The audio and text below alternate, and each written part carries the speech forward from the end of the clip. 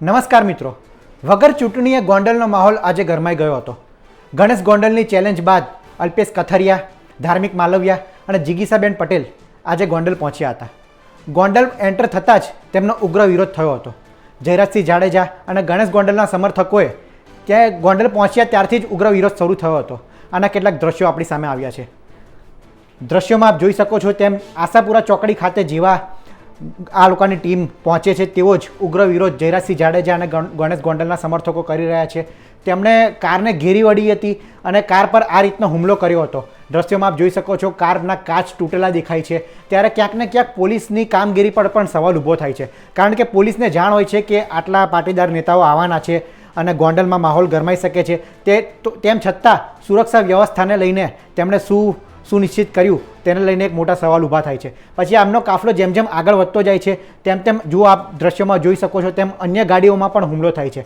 આ પાટીદાર આગેવાનોની ગાડી છે જેના પર જયરાજસિંહ જાડેજાના સમર્થકોએ હુમલો કર્યો હતો. ત્યારથી થોડો આગળ ગયા બાદ આ ધાર્મિક માલવિયા જે છે તે પોતે બહાર આવે છે, રોષ ઠાલવે છે. તેમણે ક્યાંક ને ક્યાંક પોલીસની કામગીરી પર પણ સવાલ ઉઠ્યો છે, કારણ કે તેમણે કહ્યું છે કે આટલા મોટા અમે આવવાના હતા તેમ છતાં જયરાજસિંહ જાડેજાના સમર્થકો હુમલો કરે છે, પોલીસ તેમને રોકતી નથી, તેઓ પણ ક્યાંક ને ક્યાંક તેમણે આરોપ લગાડ્યો હતો. આ બાદ જિગીસાબેન પટેલ પણ મેદાને આવે છે. ગાડીમાંથી બહાર નીકળીને તેમણે કહે છે કે જો આ રીતના અમારી પર હુમલો થયો છે, ગોંડલમાં ક્યાંક ને ક્યાંક લોકશાહી જોખમાય છે, તેવો તેમણે આરોપ લગાડ્યો છે. અલ્પેશ કથરિયાએ પણ કહ્યું છે કે અમે જે મિર્ઝાપુરની વાત કરતા હતા તો ગોંડલમાં આજે આવીને ખબર પડી કે ખરેખર ગોંડલ એ મિર્ઝાપુર જ છે.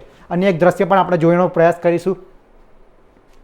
આ દ્રશ્યો પણ એક વિચલિત કરી શકે છે. આ દ્રશ્યોમાં આ સફેદ ગાડીમાં જે સવાર છે તે અલ્પેશ કથરિયાના સમર્થનમાં આવેલા વ્યક્તિ છે. અલ્પેશ કથરિયાના સમર્થનમાં આ વ્યક્તિ થોડા આગળ જઈને ફૂરપાટ ગાડી જવા દે છે, ત્યારે ગણેશ ગોંડલના જે સમર્થકો છે તેમની વચ્ચેથી આ ગાડી પસાર થાય છે અને ગાડીની સ્પીડ જોઈને ગણેશ ગોંડલના સમર્થકો રોષમાં આવી જાય છે અને થોડીક આગળ જઈને ગાડીને અટકાવે છે. અને દ્રશ્યોમાં અન્ય દ્રશ્યોમાં જોઈ શકો છો તેમ આ સમર્થકને શર્ટ ફાડી નાખે છે અને તેના પર હાથાપાઈ કરે છે. બાદમાં પોલીસ વચ્ચે આવીને મામલો થાળે પાડવાનો પ્રયાસ કરે છે, પરંતુ જયરાજસિંહ જાડેજા અને ગણેશ ગોંડલના સમર્થકો તેની પણ ગાડીનો કાચ તોડી નાખે છે અને આ વ્યક્તિને પણ હાથાપાઈ કરે છે, તેની પર હુમલો કરે છે, તેનો શર્ટ ફાડી નાખે છે. ત્યારે ક્યાંક ને ક્યાંક ગોંડલની સુરક્ષા વ્યવસ્થાને લઈને સવાલ ઊભા થયા છે. અને એ પણ સવાલ ઊભા થાય છે કે જો આટલી મોટી સંખ્યામાં જો પોલીસને ખબર હતી કે સુરક્ષા વ્યવસ્થા જોખમાઈ શકે છે તો વધારે પોલીસનો બંદોબસ્ત કેમ ના કર્યો, અને લોકશાહીમાં આ પ્રકારનો વિરોધ પણ કેટલો યોગ્ય છે. અને અલ્પેશ કથરિયાના સમર્થકે પણ જે રીતના કાર ચલાવી છે તેની સ્પીડને લઈને પણ સવાલ ઊભા થાય છે કે આ રીતના કાર ચલાવી કેટલીક યોગ્ય છે. અને લોકશાહીમાં વાત કરીએ તો લોકશાહીમાં જે જયરાજસિંહ જાડેજાના સમર્થકોએ વિરોધ કર્યો છે. જોકે જયરાજસિંહ જાડેજા તો એમ કહી રહ્યા છે કે લોકોમાં ગુસ્સો એટલો હતો, અમે કોઈને નહોતું કહ્યું, લોકો સ્વયંભીવ આમાં ઉમટી પડ્યા હતા અને આ જે પાટીદાર આગેવાનો છે તેમના પર હુમલો કરવાનો પ્રયાસ કર્યો છે.